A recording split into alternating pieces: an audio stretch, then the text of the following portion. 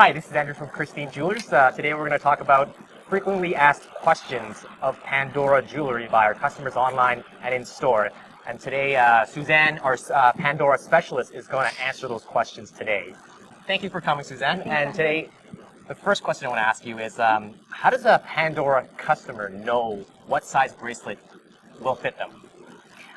Generally, you want to be able to fit 2 fingers underneath your Pandora bracelet so that you can allow for charms to be added on in the future. The bracelet will relax and stretch somewhat as it gets worn, but we find that if you can put 2 fingers underneath, then generally that's the size for you. Okay, so we're going to try trying on our regular barrel clasp bracelet. This is our most traditional style of bracelet on Vanessa's wrist. So as you can see, I'm able to put 2 fingers underneath in between her wrist and the top of the bracelet. So this should allow enough room as it relaxes throughout the years to be able to fill it up and be comfortable once it's full. There's a lot of space around this bracelet here. What about for those people who don't want to put that much charms in there? Would she go one size down? You could go one size down. I'll put one on the next size down on Vanessa here so you can see. So generally when you go one size down, you're only going to be able to fit 1 finger underneath. For someone who's only putting 1 or 2 charms on, you could go with this size. It's also a comfort level thing. So if you like a smaller fitting bracelet, go ahead and go with a size down. But I mean, we still traditionally recommend the 2 fingers for anyone who's wearing the bracelet. But again, it's a comfort level thing. So if she's only going to put 1 or 2, go ahead with a size down. Okay. Yeah, I heard from a lot of customers that they're saying that the bracelet expands over time. So why is that the case? Is that true? Yes, so silver will stretch, and especially with the style of the bracelet being more of a snake type of a chain, it's going to relax and it will loosen over time. So as you wear it, I mean, it will stretch and loosen. And if you actually, I can show you. This bracelet here is what we call a 17 centimeter bracelet. And if I show you my bracelet, it started off to be this size. So as you can see, it will stretch slightly. So about half a centimeter, roughly. It's going to relax. And as you can see too, I mean, this one is still very stiff because it hasn't been worn, whereas mine is very loose and very fluid on my wrist.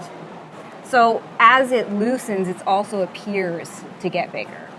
Our second question is, how can you tell if a Pandora jewelry piece is fake or real? So we have special hallmark stamps on our Pandora jewelry that does distinguish it from a counterfeit piece. And the initials ALE are actually the distinguishing factor in determining whether or not it is a real Pandora. The initials stand for our founders' parents' initials, and so that's we mark that on the inside generally of the bracelet or on the side of the charm somewhere. You'll be able to find it.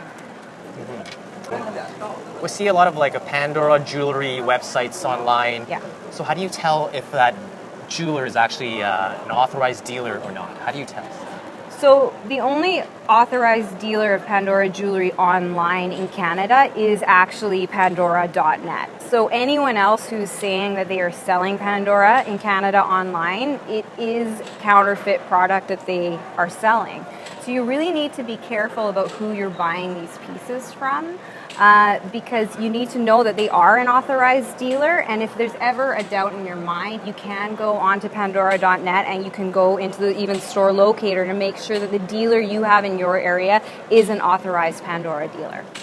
So besides the stamp on the bracelet, is there any other indicators that it is a fake jewelry Pandora piece?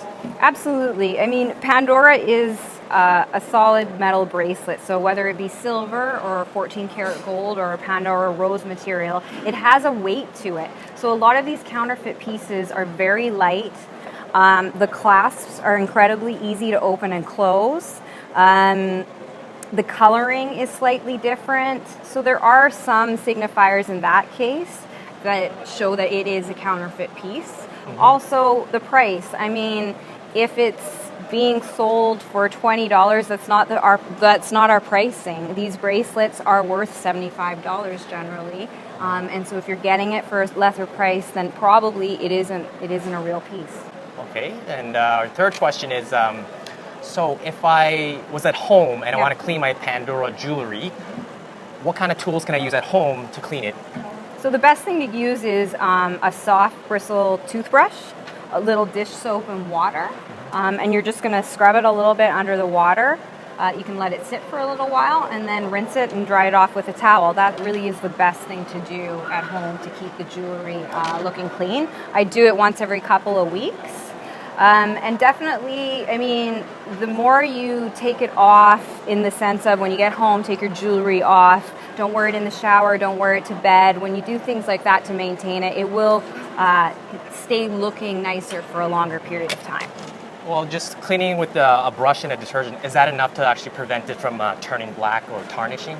I mean, tarnishing just happens naturally. The more you wear your bracelet, the less it will tarnish, but it's sure to buff it up.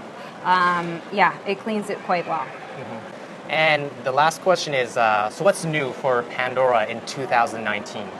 Well, for spring, we're doing sort of a garden-esque kind of motif. So there's ladybugs, there's butterflies. There's a lot of symbolism to what we're coming out with in the spring and summer. A lot of caricatures that people are going to fall in love with, and just some really new, unique, fashion-forward pieces that people typically haven't seen with Pandora yet. So I look forward to everyone's opinion and their thoughts on it, because I think it's a new direction, and people are going to love it.